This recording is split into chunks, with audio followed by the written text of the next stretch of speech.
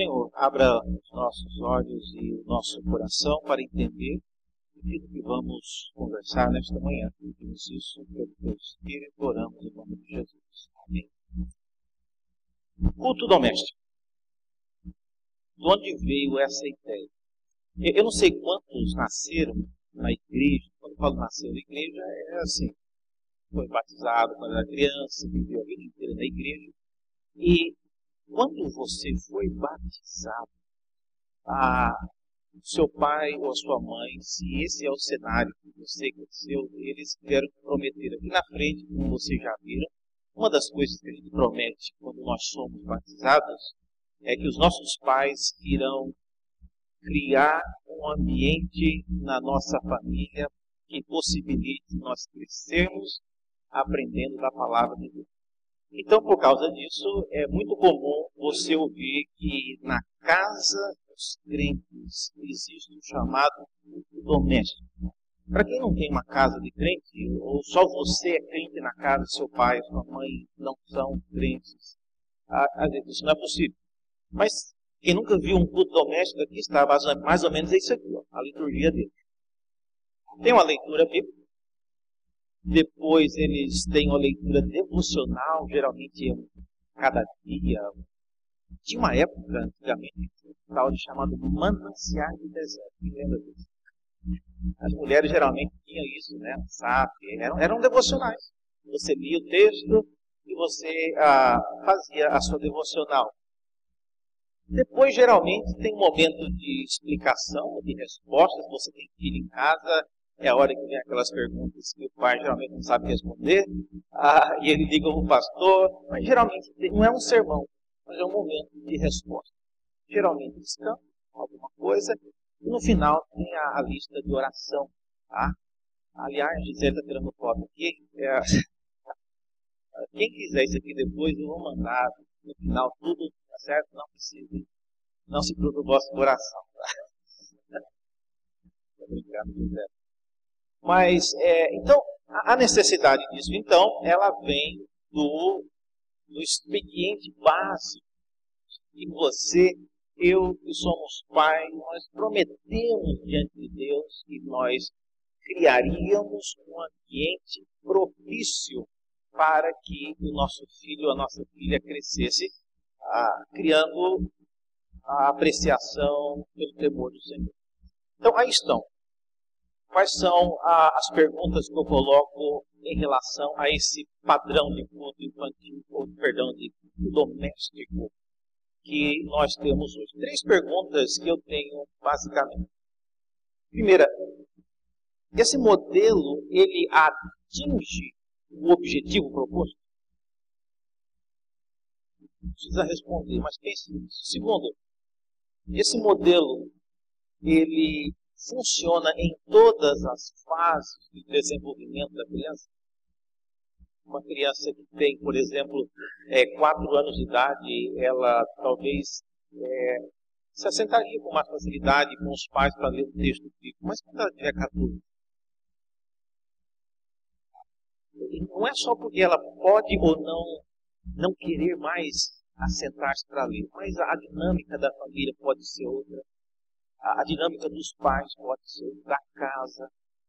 Terceira pergunta, esse modelo, ele foi idealizado por Deus, ele tem que ser assim até Cristo voltar? Ele não pode mudar um pouco isso por causa do formato da vida que a gente tem hoje? E por último, você consegue hoje, se você tem família e filhos, ou vive dentro da sua família, você consegue praticar esse tipo de culto doméstico que eu mostrei aqui dentro da sua casa? Sabe, irmãos, tem muita gente que às vezes até meio que hostiliza pessoas que não fazem culto. E às vezes é uma pressão colocada e sem levar em consideração a idade dos filhos, o perfil do lar. Quem mora, por exemplo, numa casa que não é a sua família inteira, você tem parentes, você mora de favor, você mora com tios que não são crentes, você mora... Então, tem vários fatores que, às vezes, não permitem que essas coisas aconteçam do jeito que eu coloquei. Então, eu queria hoje pela manhã fazer uma proposta de nós mudarmos esse título doméstico e falar em termos de práticas devocionais, que são práticas que nos ajudariam durante toda a vida, desde quando a criança ela é pequena, até o jovem, o adulto, que ele pode levar para sempre essas práticas devocionais, que são de extrema valia. Elas são basicamente essas. São 5 práticas e nós vamos ver cada uma delas rapidamente e algumas mais detalhadamente. E todas elas, como eu disse, eu vou disponibilizar depois por e-mail para quem quiser. Mas então as práticas são leitura da Bíblia, pesquisa individual, obediência, oração e compartilhamento. São coisas que, se você começar a praticar desde cedo com seus filhos, com você mesmo, isso pode ter um resultado duradouro. Vamos então à primeira prática. O que é a leitura bíblica. Então, parece irrelevante, mas vamos definir o que é isso aqui. Muita gente acha que sabe o que é, mas vamos pensar novamente. Primeira coisa é ler livros sobre a Bíblia, não é leitura bíblica. Reverendo, eu achei um excelente comentário do John Piper que fala sobre o livro de Atos. Eu estou lendo a maravilha. Nossa, mas isso não é a leitura da Bíblia. Eu achei até um comentário um comentário do livro de Jó que se chama Apesar de Integridade, apesar de tudo, não vale. Esse livro não é a leitura da Bíblia. A gente tem que saber que leitura da Bíblia é a Bíblia. Nada substitui. Tá? Então, esse é um erro que às vezes as pessoas elas fazem. Eu estou lendo um comentário sobre e acho que com isso está lendo a Bíblia. Não é. Segunda coisa, achei um livro maravilhoso sobre doutrinas baseadas na Bíblia. Isso também não é ler a Bíblia. Não significa que você não vá fazer isso. Entenda bem. Significa que ler a Bíblia não é a mesma coisa que ler um livro de doutrinas bíblicas. Sejam elas todas baseadas na Bíblia, sejam elas todas importantes para a vida, mas ler doutrina não é a mesma coisa que ler a Bíblia.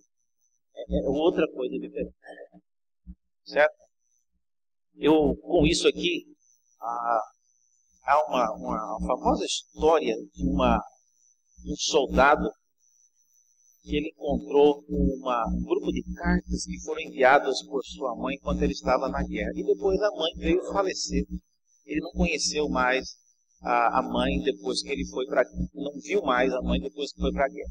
Ele recebeu aquele grupo de cartas e a mãe contava várias coisas e ao receber aquelas cartas, um grupo de pessoas da universidade começou a estudar aquela carta, a caligrafia daquela mulher, o uso que ela fazia de pronomes, de substantivos, do estilo literário e várias coisas. Escreveram dissertações e monografias, fizeram cursos para quem quisesse aprender o estilo literário daquela senhora. Agora, tudo isso não significava leitura, porque a carta estava dizendo. A carta é a carta da mãe do filho. Estudar o uso da vírgula, estudar o uso dos pronomes, estudar o contexto histórico que gerou aquele tipo de caligrafia, isso é algo que não é o próprio Cristo. Então, irmãos, ler a Bíblia é algo simples, mas a gente não pode perder o foco. Não é ler somente livros de doutrina. E aqui vale, inclusive, a Confissão de Fé de Westminster, o Catecismo Maior. Ler o Catecismo não é ler a Bíblia. Reverendo, mas está tudo baseado na Bíblia. Eu sei, mas não é a Bíblia. Tá certo? Então a gente tem que ler a Bíblia. E as outras coisas também. Eu recebo um versículo por dia. Eu tenho um aplicativo, eu tenho já plano de leitura. Ler um versículo por dia, especialmente se ele não é sequencial, se for, tudo bem. Mas se hoje você recebe no Provérbios, amanhã de Mateus, depois amanhã um de Gálatas, isso não é leitura da Bíblia. Mas aí o senhor está apelando, porque O texto é da Bíblia. Como você está falando que eu não estou lendo a Bíblia? Não, se você pegasse um livro que você gosta, vamos lá, um romance, um livro de ficção, e aí você começasse a sortear, cada dia você fosse no livro, abrisse uma página e lesse uma linha. Isso é leitura do livro? Não, para uma pessoa normal. Mesmo? Como é que você vai ler a história agora vai sair um novo livro do Harry Potter, né? Aí pega a última linha, depois volta para o primeiro, depois volta para o meio do livro. Isso é leitura? Não, não é leitura. Você está pescando palavras da Bíblia. Tem muitos crentes que vivem nessa há décadas. Tá? Então, aí vai uma advertência. E aí vale, eu até coloquei aqui o famoso, e eu gosto, eu já li muito, cada dia. Maravilha, né? Pelo versículo. Você faz o seu devocional, isso também não é leitura bíblica. É a maravilha. Mas leitura bíblica é você começar a ler o texto e segui-lo na sequência. Ouvir a Bíblia em áudio, vale? O que você acha, Banana? Ouvir a Bíblia em áudio, vale como leitura bíblica?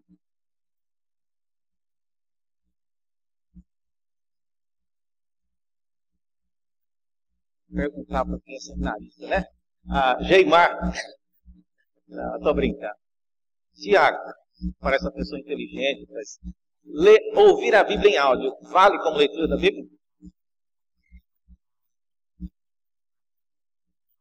Acompanhando quem? Não, mas aí você está lendo. Estou falando só ouvir. Irmãos, vale. Eu não sei quantos já atinaram para isso, mas por vários séculos, mais de 1000 anos, a Bíblia, ela não havia de forma escrita para todos. A Bíblia só começou a ser impressa depois do período de Gutenberg inventar a imprensa. Antes disso, quem tinha o manuscrito da Bíblia era só pessoas do ranking de Moisés, de Isaías. O resto, eles tinham que ouvir a palavra de Deus quando ela era lida nos encontros festivos prescritos na palavra de Deus. Então você acha que Moisés, vamos dizer que a Gisele aqui quisesse ler os 10 mandamentos, Moisés, você empresta um desses tabletes, vou levar para casa esse final de semana, e aí Moisés vai lá, abre a arca, pega o tablete, põe na mão da Gisele. Aí a Gisele passa no Extra, no supermercado, e esquece de tirar o tablete do porta-luva, e alguém rouba o carro dela, e já roubou o tablete. Imagina a confusão que dá. Então, Bíblia, por vários séculos, eu estou falando aqui, mais de 1000 anos, ela foi ouvida, ela não foi lida. E hoje nós temos o privilégio, sim, de poder lê-la. E alguns ainda não leem, mas ouvir, então, vale. Porque você está ouvindo o texto bíblico. Ler a Bíblia no celular, vale? Mas aí você está batendo lá em casa nos meus meninos parar de ler a Bíblia no celular. Agora se eu vim falar que vale, o mesmo princípio, irmãos. Nós hoje estamos caminhando para uma era que, com certeza, eu acho que cada vez mais o mundo está caminhando por uma vida sem papel. Vai demorar, hein? Mas os livros estão se tornando cada vez mais digitais. E eu digo que nós precisamos criar os nossos filhos preparando-os para o mundo que eles viverão. E daqui a 30 anos, eu tenho certeza que você vai ver muitos livros de papel circulando por aí. Os que já estão aqui vão ficar. Mas a gente tem que começar a pensar nisso. Então, vale ler a Bíblia no celular? Se for a Bíblia, vale. Se for a Bíblia, vale. Ou no tablet. E a respeito disso, eu quero fazer uma rápida digressão aqui e falar que existem vários aplicativos, inclusive. E aqui eu aconselho pais e jovens a investir um pouco nisso. Às vezes você fica pegando aplicativo que é de graça, você digita no Google Bíblia, aí vem lá aquele monte de aplicativo. Às vezes a gente vai, as mulheres vão no salão arrumar o cabelo, gasta 150, 200 reais rapidinho.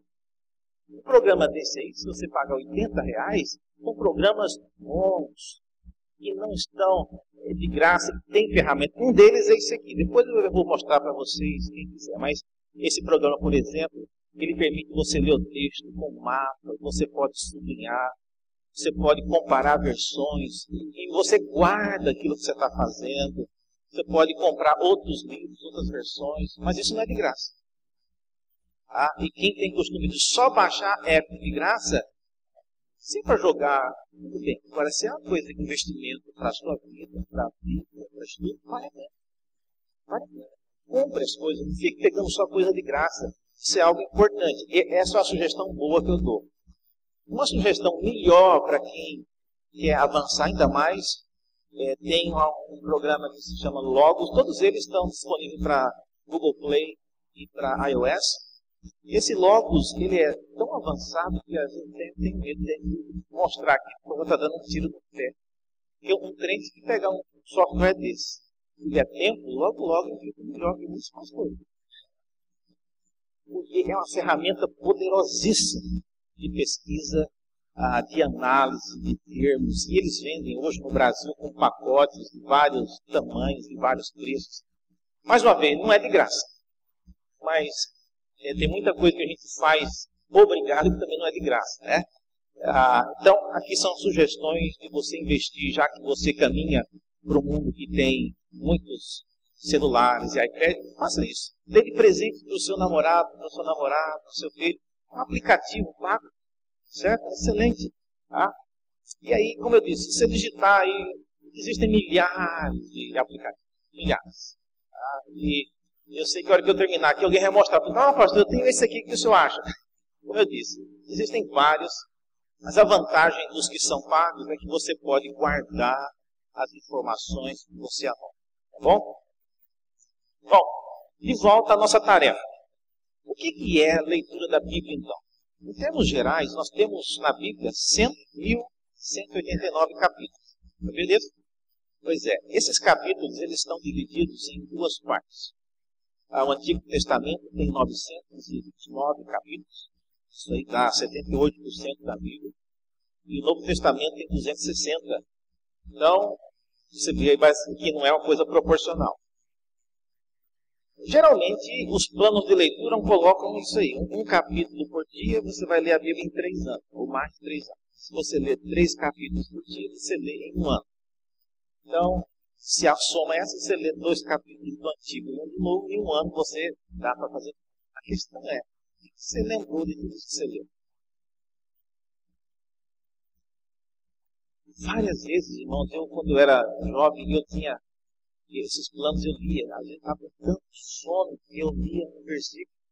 Aí misturava com o meu sonho e eu não sabia se eu tinha lido, se eu tinha sonhado. Já aconteceu isso com você? Meu Deus, será que... Eu lembro de uma vez estar vendo a história de Jacó naquela escada que descia do céu. E aí, de repente, eu ouvi a minha tia no pé da escada. Gente, está errado isso. É um sonho, para.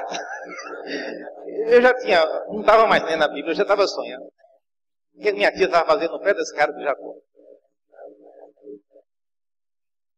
Então, eu queria hoje, preparando-me para essa palestra aqui, eu até fiquei motivado a escrever algo sobre isso, criar um plano de leitura. E aqui eu vou dar só uma amostra de como será esse plano para vocês, e o de Santo Amaro, com certeza, vai se beneficiar primeiro disso, quando estiver pronto. Mas eu proponho que a gente olhe para a Bíblia em termos de classificação. Vamos olhar, por exemplo, de maneira rápida, os livros da Bíblia. Então você tem o Pentateuco, que são 5 livros, e são esses 5 aí. Esses 5 livros, você tem aí, olha, Levítico e Deuteronômio, são livros mais complexos, eles estão de cores amarelas, aí fica um pouquinho mais complicado. Numa primeira leitura, eu recomendo que uma pessoa que vai ler a Bíblia pela primeira vez, ela não leia Levítico e nem Deuteronômio. Mas segura aí. Você pega um outro tipo de livro, vamos dar a classificação verde para o Pentateuco, já que a maioria dos quadradinhos são verdes. Depois você tem os livros históricos. que são esses aí, Josué, Juízes, Ruth, Samuel, Reis e Crônicas. São livros que, porque são fatos históricos, eles exigem um engajamento cognitivo menor, ou pelo menos menos prolongado do que um livro como o de Levítico. Então você poderia, vamos colocar a título de exemplo, colocá-los também como verde. Você tem agora os livros históricos 2, que são esses, que vêm depois do exílio. Esdras, Neemias e Esther, também são histórias, você poderia, a priori, colocá-los na categoria verde. Depois você tem os Salmos, que enganam-se os que acham que o Salmo é literatura tão bonitinha, né? O Senhor meu pastor, nada me faltará. É coisa maravilhosa, né? Qualquer menino consegue ler isso aí e decorar. Bom, decorar é uma coisa, entender é outra, tem diferença. Eu acho que os Salmos, eles são textos, não são designados para um leitor que está lendo a Bíblia pela primeira vez. Salmo 3 é uma coisa. Ele vai pegar um salmo lá, 138, 137, que pede para jogar os filhos na parede, né, matá-los, aí já fica uma coisa muito assim. Os filhos dos ímpios. Então, é bom que a pessoa leia um texto como esse depois que ele já tenha uma visão geral da Bíblia. Tá? Então eu colocaria na categoria amarela. Você pega os profetas. Bom, os profetas, Isaías é muito difícil, é um livro, eu diria, no Antigo Testamento, um dos mais complicados. Jeremias, Lamentações, Ezequiel também já são um pouquinho mais simples, mas ainda são difíceis. E Daniel tem questões escatológicas, não é um livro indicado para uma pessoa que está lendo a Bíblia pela primeira vez. Então vamos dar aí 1, 2, 3, 4, 9 fora, vamos dar a categoria amarela para isso. Como profetas 2, são os profetas menores, está vendo aí? Oséias e Joel são bem complicados. Oséias, inclusive, tem a questão da ordem de Deus para ir e casar-se com uma mulher prostituta. É uma figura de linguagem, mas para quem não leu a Bíblia inteira não vai saber o que é. Tá? Então, inclusive tem um caso famoso lá do cara, né, do pastor que leu o texto, né, vai, toma uma mulher e adultera, né? E o problema era só o acento lá, vocês sabem a história. Então, vamos dar a categoria amarela. Os sapienciais são livros bastante complexos, tá? Eu diria que são todos vermelhos. E aí vem para o Novo Testamento.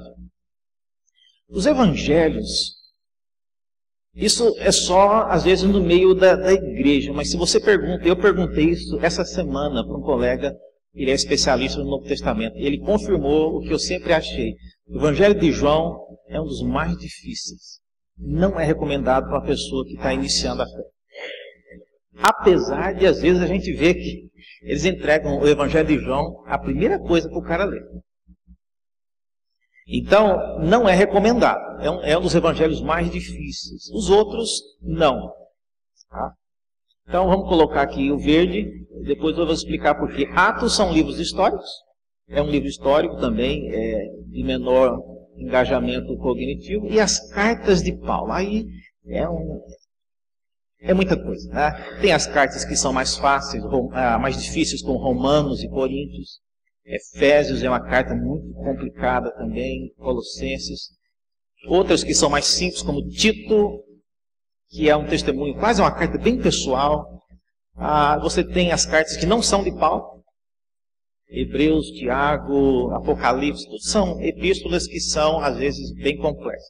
Eu fiz uma somatória aqui e tirei uma média e vamos colocar a categoria amarela. Bom, isso aí depois a gente vai ver com calma. Eu vou publicar um livretinho explicando tudo isso. Mas qual é o objetivo disso? O objetivo é você fazer isso aqui. Criar um cronograma. Vamos imaginar um cronograma que eu fiz uma seleção de 471 versículos. Tá? Lembrando que o total é 1189. Nesses 471 eu vou pegar só as que estavam de categoria verde. E aí vou colocar o Pentateuco, eu vou colocar os livros históricos, já o Pentateuco sem Levítico e Deuteronômio. Vou colocar os livros históricos, depois eu vou colocar o Evangelho sem João, e vou encerrar com Atos. Então, a primeira leitura de uma pessoa que está chegando na igreja, que nunca leu a Bíblia, eu diria, seria esse cronograma 1 aqui. Tá? E ele pode ler, inclusive tem menos texto e vai ser uma leitura mais rápida. No segundo cronograma, eu já vou incluir, por exemplo, o Pentateuco, já vou deixar entrar os 2 livros que nós não lemos anteriormente. Eu vou acrescentar já uma camada de profetas, menos Isaías. Eu vou acrescentar os evangelhos novamente, menos João. Isso já é a segunda vez que ele está lendo a Bíblia. Ele ainda não vai ler João. Atos, e aí já vou colocar um pouco de cartas. Menos esses aí. Romanos, Efésios, Colossenses, Hebreus e Apocalipse. No terceiro ano... Reverendo, peraí, mas quantas vezes eu vou ler a Bíblia? Ué, mas quantas vezes você acha que você precisa ler a Bíblia? Bíblia, irmão, não é um livro igual você lê uma vez, pronto, acabou. Não é um filme. Você assistiu, não assiste mais.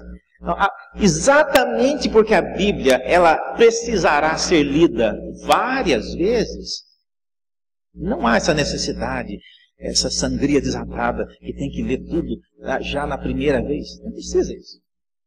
Cria um cronograma. Então, aqui nesse terceiro ciclo, você já vai ler o Pentateuco. Você viu aqui que eu pulei os livros históricos? Por quê? Já lemos 2 vezes nos ciclos anteriores. Então você já tem essa bagagem histórica. Você já pode então agora passar do Pentateuco e já começar a ver os salmos e profetas que estão historicamente nessa mesma cronologia. Depois os sapienciais, Jó, Eclesiastes, Provérbios e Cantares, os evangelhos todos e as cartas. Aí seja uma leitura completa, menos os livros históricos. Por quê? Porque já vai te dar um pouco mais de fôlego para você ler a Bíblia inteira sem os livros históricos. E só os livros históricos são 471 capítulos, então é muita coisa. Bom, o objetivo disso, irmãos, é que nós criemos, essa é a primeira prática devocional, ler a Bíblia com inteligência. Inteligência, digo, no modo como a gente lê a Bíblia. A gente precisa criar um plano vitalício de leitura da Bíblia. E no ciclo, você precisa, então, observar essas coisas. Alguma pergunta até aqui sobre leitura bíblica? Eu vou perguntar a pergunta aqui que o Satanás está pedindo que eu pergunte. Não, estou brincando. Quem já leu a Bíblia aqui inteira? Esse ano? Não, estou brincando. Às vezes, dependendo... Eu sei que eu já li a Bíblia várias vezes, porque o meu aplicativo ele vai mostrando assim, né, a porcentagem, aquele gráfico de pizza. Então, ele mostra. Mas eu não leio na sequência por causa da minha profissão. Às vezes eu leio vários trechos várias vezes e ele vai mostrando. Mas se você não tem um cronograma, se você não tem uma didática, você nem sabe se você leu a Bíblia inteira. Certo? Não vamos nem falar se você entendeu. Só se você leu, já é difícil de você saber. Tá certo? Então crie um método. Bom? Alguma pergunta nisso aqui sobre leitura só? Alguma pergunta?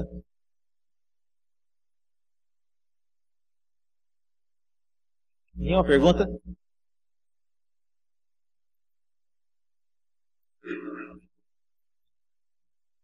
A segunda prática devocional importante é a de pesquisa individual. Essa aqui eu vou caminhar um pouco rápido.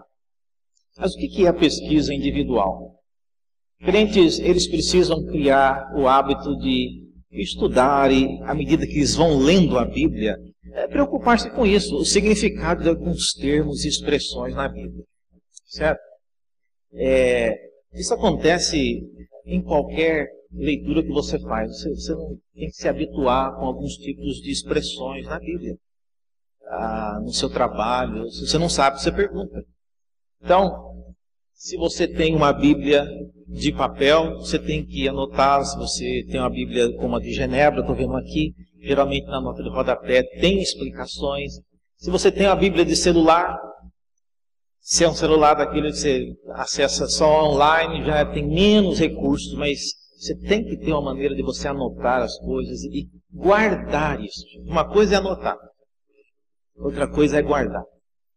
Certo? A minha sogra, ela gosta de guardar uns caderninhos assim, que ela anota tudo. Tá? O caderninho dela tem informação de tudo. Só ela que entende a metodologia lá. Mas ela gosta, é o jeito que ela trabalha. Dona Ana tem um também ali. Dona Ana tem organizado o caderninho da Dona Ana, né? Mas tem gente que é uma bagunça, né? Ele anota a coisa, enfia no bolso, depois ele mistura com dinheiro, ele mistura com recibo, aí vai lá no posto de gasolina e ele escreve atrás do esboço que ele aprendeu na igreja, ele dá o telefone para o cara, né, da marcenaria visitar, aí pronto, já foi o esboço dele. Então, você tem que ter um certo critério e estudar o significado é uma prática importante, tá? Segundo, você tem que criar o hábito de pesquisar um pouco a história. Quem não conhece história não vai entender a Bíblia, porque a Bíblia foi um livro revelado na história. Certo? Por exemplo, a famosa queda da cidade de Troia, ela aconteceu mais ou menos quando? Em relação aos eventos bíblicos. Os gregos, né? Troia. Eu não sei, lá dos dias de Jesus, não. Troia caiu na época do rei Saul. É nessa época que está o evento da queda de Troia. Então vale a pena, não custa nada você ler um pouquinho de história. E olha, eu não estou pedindo demais não, irmãos, porque quem gosta de futebol sabe a história do time desde quando. Não é verdade? Quantas vezes ganhou, quantas vezes perdeu, quantas vezes foi nome de cada goleiro, nome de... Eu sei porque eu tenho parentes que gostam e eles sabem tudo isso. E eu fico impressionado. Até o quanto que o jogador foi vendido para tal, eles falam essas coisas, né? Foi vendido por tanto e agora ele foi para tal lugar, e foi para tal lugar, para dar de volta para o time. Como que ele sabe tudo isso?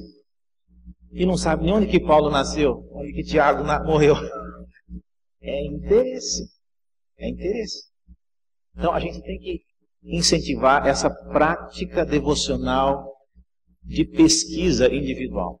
E não só a pesquisa que você... Eu estou fazendo aqui ao contrário. Vocês não estão pesquisando, vocês estão só ouvindo. E não estão nem perguntando. Tá? Isso não é pesquisa. Vocês estão só ouvindo. Pesquisa é eu falar uma coisa e você começar... Não, isso aí não sei se está certo, não. Quero saber mais, eu vou anotar, eu quero ver se isso aqui procede, e você acabando aqui, você vem e pergunta para mim, você vai na internet, e é isso que é pesquisa individual. Porque cada um de vocês tem interesse em alguma coisa. Eu nunca vou falar uma coisa que vai cair com 100% de aplicabilidade. Cada um tem uma necessidade. E também a pesquisa individual precisa atenar para o progresso da revelação. Tem coisas que estão acontecendo em Gênesis que vão ser clareadas somente no Novo Testamento e assim por diante. Uma outra prática seria a prática da obediência. Isso é muito importante, a prática da obediência. Nem tudo que está na Bíblia, irmãos, é para ser obedecido. Verdade? A Bíblia tem palavra de Satanás, tem palavra dos amigos de Jó, tem palavra que não é para você obedecer. Agora, tem gente que lê a Bíblia e que estuda a Bíblia, que vai em conferência, que vai em palestra, que vai em todo lugar, mas ela não obedece o que a Bíblia fala. A Bíblia não é só para você ficar lendo coisas a respeito dela, achando bonito, é para obedecer. Uma das coisas são os imperativos divinos. Por exemplo, aí está. Isaías capítulo 1, Deus está mandando o povo, né, lavar, purificar, tirar a maldade dos seus atos diante dos olhos de Deus, cessar de fazer o mal. Isso é um mandamento. Você pode, se você quiser, fazer assim, bom, qual que é o significado de lavar? Será que lavar é mergulhar, esfregar? Aí você vai. E você passa meses estudando o significado de lavar. Bom, seja lá como é para ser lavado, tem que obedecer isso. Ela falou que é para lavar, então lavar. Não pode deixar de lavar passando a vida inteira estudando o significado de lavar, que você não está obedecendo. Estão entendendo a diferença?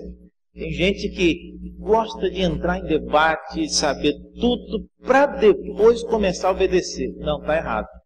Tem coisas na Bíblia que são simples e diretas. Você tem que aprender a prática da obediência. Aquele filósofo Søren Kierkegaard, ele tem um livro de parábolas e tem uma parábola dele interessante, que ele fala a história do rei que publicou um edito. E os súditos, ao invés de obedecer o edito, começaram a analisar o edito. Olha a letra do nosso rei, olha a mesma coisa, né? O estilo literário, como ele escreve bem. Aí fizeram palestras sobre a importância de um edito real, né? Na colônia, fazendo um monte de coisa, mas obedecer mesmo, ninguém obedecia. E o edito, embora fosse bonito, fosse bem escrito, fosse tanta coisa, tinha uma instrução básica. Eu quero aumentar os impostos, vamos dizer assim. Então, obedecer é uma prática importante, certo? Então, eu sugiro, né, muita gente, eu ouço às vezes discussões em Facebook, em tantos lugares, é uma bateção de boca, e às vezes eu penso, gente, vai obedecer. O cara ficar batendo boca com quem não quer mudar de ideia, pega você, pega o texto bíblico e obedeça. Deixe quem não quer obedecer, vá lá. Tá? Mas obediência é uma prática, certo? Tem mandamentos que são perpétuos, né, como é o caso, esse é um exemplo, né, da comemoração da Páscoa, da Santa Ceia, tem que obedecer. Você não pode escolher falar, eu acho que não vou tomar mais Santa Ceia, já tomei demais. O vinho me dá azia, esse pão, né, ele tem glúten, então acho que já tomei. Você pode fazer isso? Mas a Bíblia fala lá que a gente tem que examine-se, pois, o homem, e você julga se você quer ou não comer. Aí o pastor passa, né, o diácono. Quando o presbítero passa, ele não é um garçom, irmãos. Ele não está. Você aceita, Igor? Aí o Igor, não, obrigado, hoje eu não quero. Não é assim. A ceia é dito, examine-se, pois, o homem, aí vem a ordem. E tome do cálice e beba do cálice e coma do pão. Você tem que examinar, mas você tem que fazer. Então, participar da ceia e essas coisas que foram estabelecidas por Deus, não é uma oferta, como se você tivesse uma festa e passasse um garçom oferecendo um salgadinho numa bandeja. Certo? A gente tem que obedecer isso. Mandamentos afirmados por Cristo, né? Aquele que tem os meus mandamentos e os guarda, esse é o que me ama. Olha que coisa simples de obedecer. Agora, quem não quer obedecer, o que ele vai fazer? Não, peraí, vamos entender o significado de aquilo. Quando a pessoa começa com essa história, pode saber que ela não quer obedecer. Que o mandamento é simples, aquele que tem o mandamento e guarda e obedece, esse é o que me ama. Está complicado isso, José? Está simples, né? Assim. Mas tem gente que consegue complicar o que é simples. E começa a achar tantas maneiras de você ficar pesquisando o que não precisa. É obediência. Certo? E por último, mandamentos afirmados pelos apóstolos, que também são palavras de Deus. Por exemplo, esse. Irai-vos e não pequeis, não se ponha o sol sobre a vossa ira, e nem deis lugar ao diabo. Você pode dizer o que significa pôr o sol sobre a ira. Você não pode ficar irado no sol, se ficar irado na sombra, pode? Não deve ser isso. Mas é sim, está falando que irai-vos e não pequeis. Essa parte você já podia obedecer. Não é mesmo? Mesmo que você não entendesse o significado da ira debaixo do sol. E no final está falando ainda que não dê lugar ao diabo. Pronto, já tem duas partes boas de você obedecer. Então, o meu ponto é esse, irmãos. Tem gente que não gosta de obedecer. E gente que não gosta de obedecer à palavra de Deus, vive inventando moda de interpretar, primeiro eu quero entender o significado. Não. Tem coisas que são mais claras, outras são mais complexas. Tá certo? Mas obediência é uma prática. Perguntas?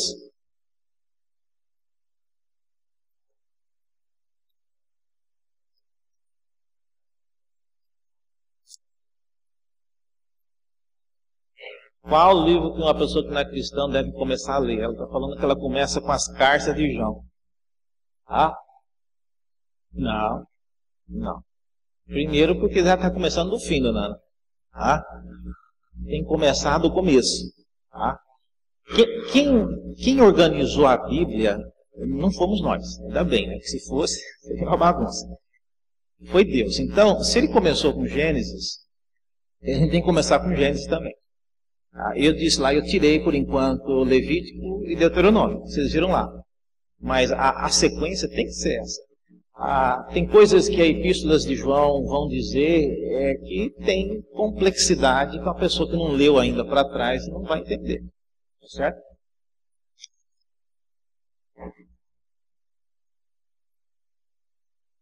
A quarta prática, a prática da oração. Oração é um diálogo, irmãos. Oração é um diálogo. Para os que vieram de outras igrejas, que não são presbiterianas, são igrejas mais de cunho pentecostal. Uma das coisas que várias pessoas comentam na sala de novos membros é que a oração na igreja presbiteriana dá medo. Tá? Por quê? Porque a hora que a gente vai orar, todo mundo fica quieto. Aí as pessoas ouvem o que ele está falando. E aí, tem uma pessoa que disse isso. Pastor, quando eu vou orar e todo mundo fica quieto, me sobe um calorzão aqui assim, e parece que eu vou desmaiar. Porque aí eu erro as palavras, me faltam as palavras. E tem gente que promete, pastor, se o senhor pedir para eu orar um dia, eu não volto mais na igreja. Porque nunca me peça para orar. Porque eu morro de medo. Eu começo a gaguejar e acho que eu vou até pecar na hora de orar. Mas oração, irmãos, é um diálogo. Eu não vou pedir para ninguém orar, fique tranquilo, mas a oração é um diálogo. E num diálogo, vamos pensar aqui em 3 perguntas importantes na oração. Primeiro, como saber se a pessoa com quem você está dialogando realmente existe? No caso de Deus, como que você sabe, na oração, que existe realmente uma outra pessoa que está te ouvindo? Pela fé. Vamos mudar a pergunta então. Vamos dizer que uma pessoa que não tivesse nenhum conhecimento de fé cristã, estivesse num hotel, e aí ela colocasse o ouvido na porta e ouvisse uma pessoa orando. Um de vocês aqui. E ela passasse no outro quarto e ouvisse, tinha lá um casal conversando um com o outro. Teria como ela saber que no quarto 1 a pessoa está conversando com alguém ou ela está falando sozinha? Às vezes a maneira como a gente fala na oração não dá a entender para quem não conhece oração, para quem não sabe o que é uma oração, de que você está conversando com outra pessoa. Então, é isso que eu falo. Como é que você sabe que quando você fala com Deus, existe um outro ser pessoal te ouvindo? É por causa da leitura da Bíblia que você ouve e você conhece essas coisas. Deus, no Antigo Testamento, no Novo, Ele mostrou várias vezes que Ele é um Deus que nos ouve. Então, essa é uma pergunta importante que você tem que pensar sempre. A maneira como você ora pressupõe isso, que tem alguém de verdade ouvindo você. Agora eu vi que a Vivo agora faz uma ligação para a gente. Olá, você é o Daniel Santos? Aí sou. Pois é, eu sou uma máquina eletrônica, eu queria saber se você... Tem uma raiva disso. Mas eles estão ficando bons. A primeira chamada, quem já recebeu essa ligação? Já viram isso? Começa bem, né? E você responde. Aí, na sequência, você vê que não é de verdade. Por que você sabe na hora que não é uma pessoa de verdade? Por causa do formato, do prosseguimento. Aí esse dia ligou de novo. Olá, você é o Daniel Santos? Eu fiquei quieto. Aí não prossegue. Pelo jeito o sistema, você tem que falar alguma coisa, aí para ele dar prosseguimento. Então, mas e com Deus? A maneira que você fala com Deus, dá para saber que o seu Deus de fato existe? Tá? Segunda pergunta importante na oração: como saber se a pessoa é capaz de se comunicar com você? Então, uma coisa é você falar, outra coisa é a pessoa entender. Como você sabe que Deus é capaz de entender você falando em português? Você já pensou nisso? E terceiro, como saber se a pessoa com quem você está dialogando, ela quer falar com você? Isso é mais delicado.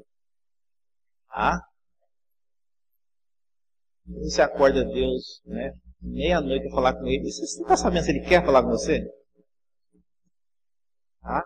Igual a pessoa que liga para você, né, 11h40, estou incomodando? Já incomodou, o que você quer, né?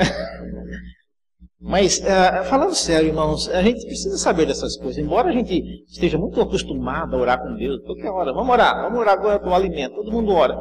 Mas peraí, você já pensou nessas coisas, né? Será que a pessoa com quem nós estamos falando, ela quer realmente conversar conosco? É isso que a leitura bíblica irá nos ajudar a entender. Sim, ele quer. Se não quisesse, ele não teria mandado o seu filho para morrer por nós. Pergunta? Não, né? Então, de volta, a oração é um diálogo. A oração faz uso da Bíblia. Tá? Quem não sabe orar, leia a Bíblia, leia os Salmos. Tem salmos que são orações prontas. Não é pecado, irmãos. Orar, se você, pastor, manda, Mariana, levante e ora. Ela, pediu de última hora, eu vou abrir aqui o Salmo 32 e vou ler. É errado? Não é errado. O Salmo 32 é uma oração. Se era um momento de confissão, está lá. Eu recomendo, inclusive, que crentes que estão chegando na igreja, ou crentes velhos que têm oração muito já antiga, escrevam novas orações. E ande já com a fichinha na bolsa, na Bíblia. O pastor pediu para orar? Puxa lá. Ele pediu para orar o quê? É pela janta? Então, está aqui a ficha número 3. É para orar, para agradecer pelos dízimos? Opa, é a ficha número 2. Isso é mais comum do que vocês imaginam, fora do Brasil. As orações, elas eram escritas, elas não eram assim de supetão. Levanta aí, Leonardo, e ora. Não. Aí o cara congela e morre, né? Ele tem que ser preparado. Tá? Sim.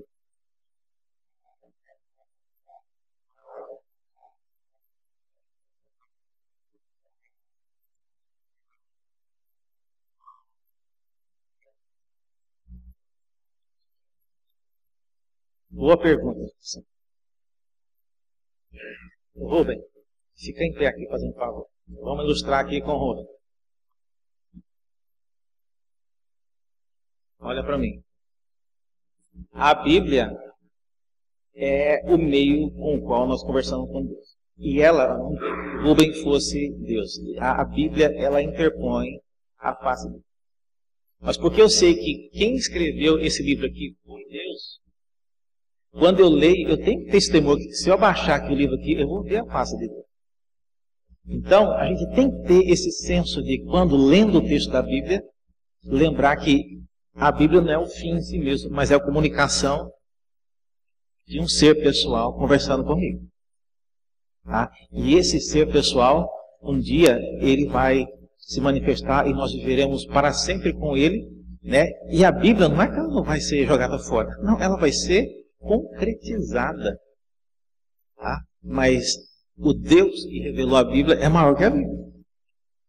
E nós conheceremos Ele plenamente quando Ele voltar. Obrigado.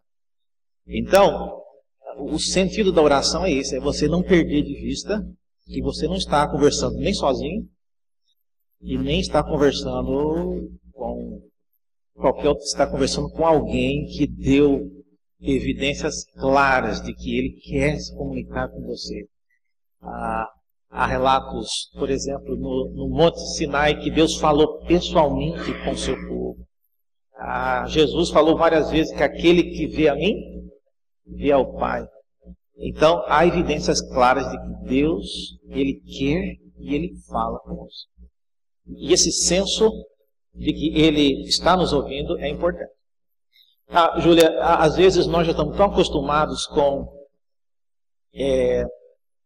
a tecnologia, que às vezes, se você fosse explicar para o seu bisavô que você está conversando no WhatsApp com a sua amiga lá na China, ele ia acreditar que é muito difícil você achar que a mensagem que está aparecendo lá está vindo da pessoa que está do outro lado do mundo. Ele vai achar que está vindo do diabo, sim, minha filha. De onde que está nada? Não está vindo do seu tio de jeito nenhum. Então, hoje, a gente acostuma com coisas que são às vezes mais complexas. Mas lembre-se disso, Deus, de fato, Ele existe. Ele nos ouve. E Ele é a pessoa que, mesmo não estando presente aqui, a gente conversa com Ele. Certo? Como você fala num celular com alguém bastante longe. Esse é um exemplo disso.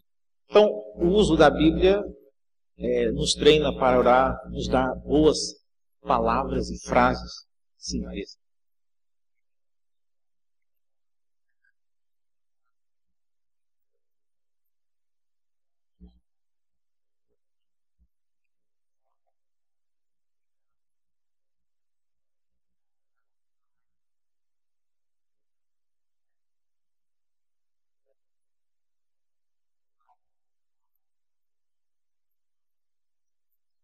Ah, sim, isso mesmo. Eu orei para o Espírito, será que eu devia ter orado por... Não. Aliás, foi boa pergunta. Olha esse texto aqui. O Espírito, ele nos assiste em nossas fraquezas, porque não sabemos como orar como convém, e ele arruma as coisas que a gente fala. Então, se você estava tremendo nas bases, eu não sei orar e vou falar tudo errado, não importa.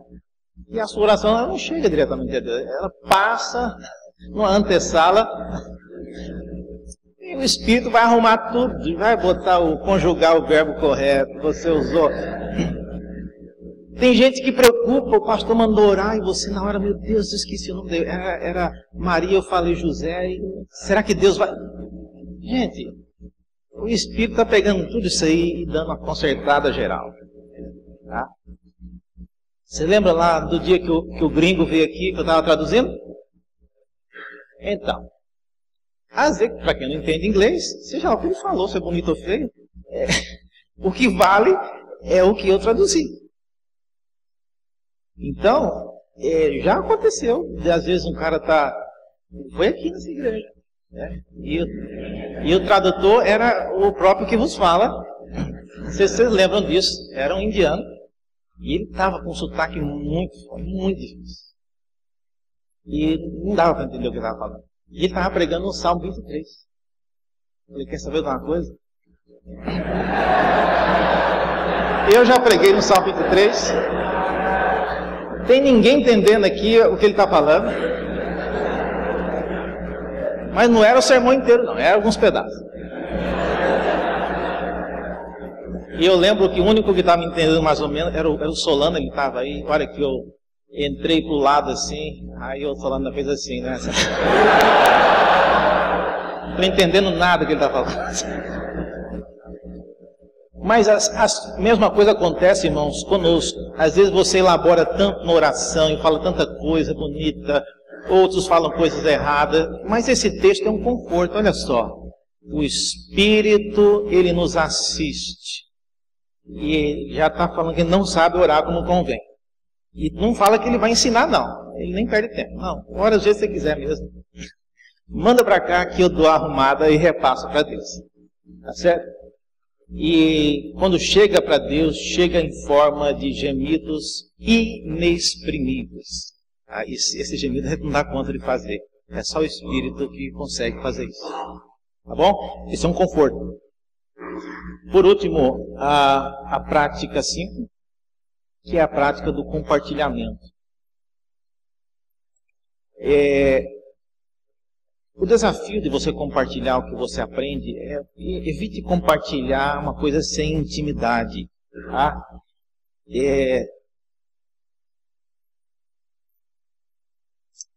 Ponto de água mesmo. Você já viu que você às vezes está andando no trânsito, né?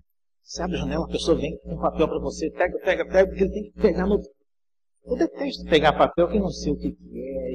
E às vezes eu já recebi, né, folhetos, panfletos assim de evangelização, entregando na mão, entregando, e aí vem outro cara que entrega também das Casas Bahia, vem outro entregando aquelas balinhas, né, que tem um versículo bíblico.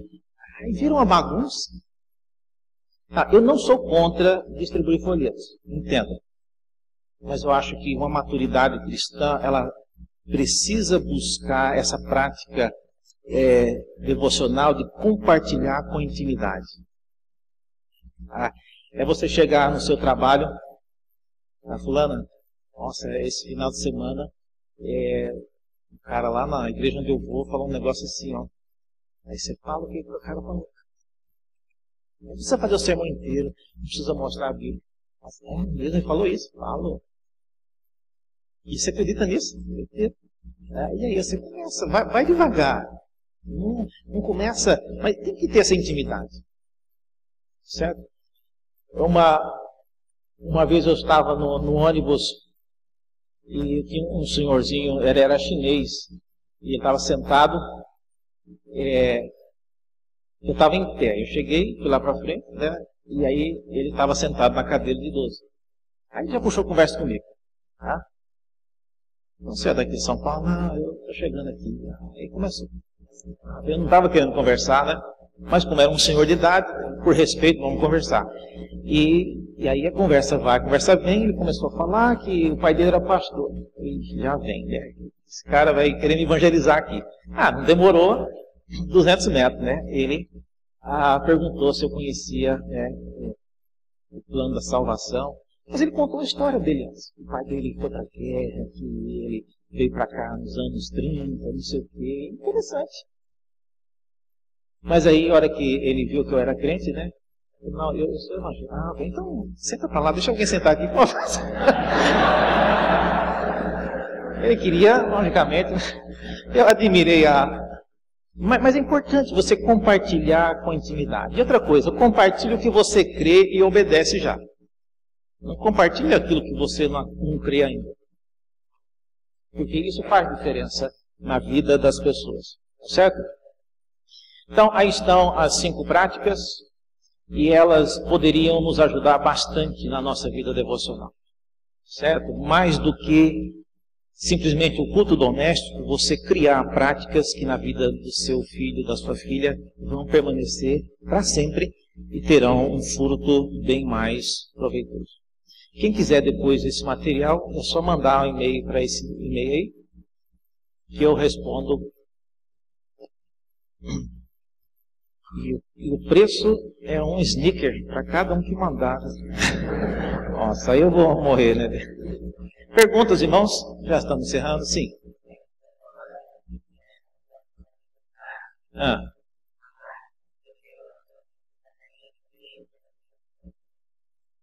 Não é. Ela está perguntando se a prática de escrever oração não é não. Especialmente se você está compilando contextos bíblicos. Tá? E eu faço isso. Senhor, a tua palavra diz que antes que o motivo já venha à boca, o Senhor já conhece tudo isso. Isso é a palavra de Deus. E aí eu coloco outras minhas e vou indo. Agora, para montar isso, leva tempo. Então, é bom. Isso é uma prática saudável de você escrever as suas orações. Vai chegar um momento que você não vai precisar nem ler mais. Mas é bom. E eu recomendo que você refaça as suas orações pelo menos uma vez por ano. Porque senão, imagina a pessoa que vem conversar com você, toda vez ela fala a mesma coisa. Não é chato isso? E tem gente que faz isso, não é mesmo?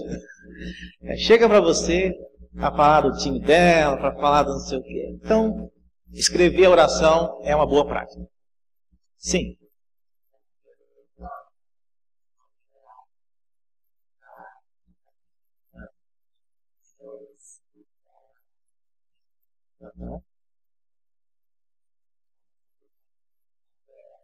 Ensina-nos a orar.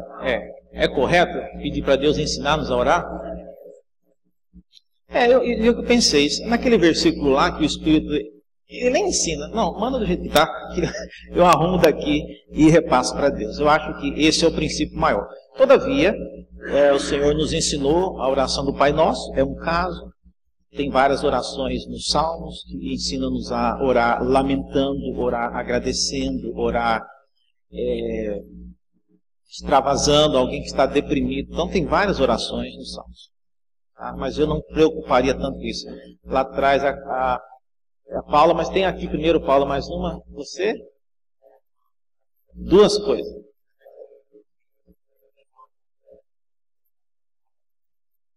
Uhum.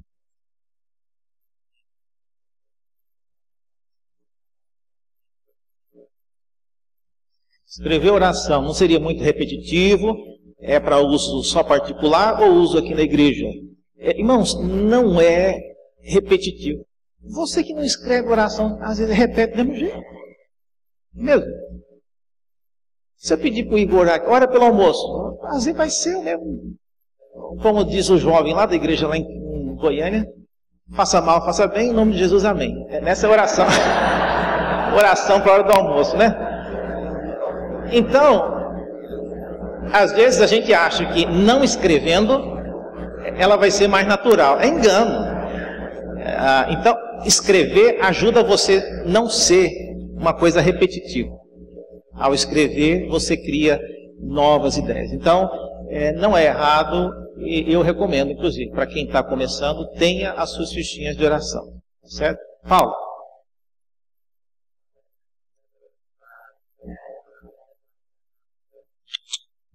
A leitura do devocionário. Devocionário é o quê? No caso assim, tipo um cada dia, tipo, ok. Não, pão diário. É o que eu falei aqui já. Cada dia, pão diário, mananciais do deserto. Se eles não fazem uma leitura sequencial, não vale. É errado? Não é errado. É que isso não substitui a leitura da Bíblia. A leitura da Bíblia é você pegar a Bíblia e ler o texto. Então eu posso parar de fazer o devocionário? Não estou falando para você parar nada. Estou falando que o devocionário, cada dia, mananciais, tudo isso aí não equivale à leitura da Bíblia. É só isso que estou dizendo. Certo? Você precisa ler a Bíblia na sequência. Aqui primeiro.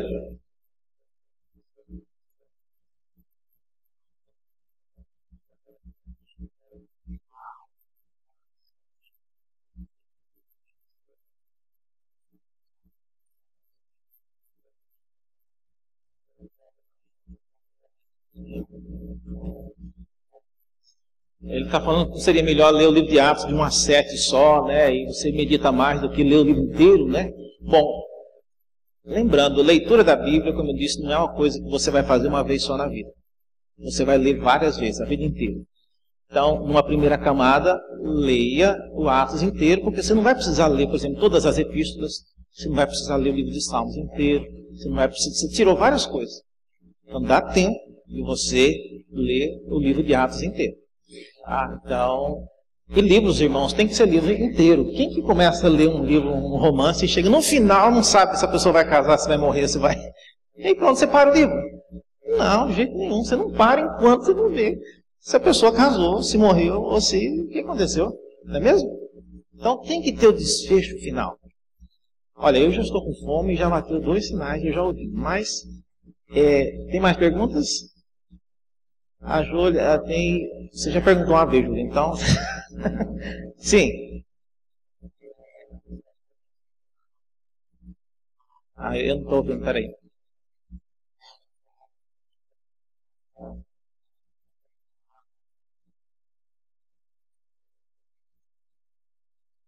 É certo eu começar a ler a Bíblia, estou muito cansada, e aí eu vou deixar para amanhã. Irmãos, errado é não ler a Bíblia. Tá? Então, deixar para amanhã não é errado. Agora, foi bom você perguntar isso. Ler a Bíblia tem que ser num horário produtivo. Porque senão, vai acontecer o que aconteceu comigo. Você vai começar a ver sua tia lá junto com Jacó. E aí, você pode saber que já começou uma versão apócrifa da Bíblia. Então, leia quando você tiver com bastante disposição. Eu vou encerrar aqui. Quem quiser perguntar mais, pode vir aqui que eu pergunto, mas quem precisar sair, já pode sair. Vamos orar? Senhor, obrigado pelo tempo, pela Tua palavra e pelo empenho que precisamos ter para lê-la, aprendê-la e obedecer. Pedimos isso por meio do Teu Espírito, em nome de Jesus. Amém.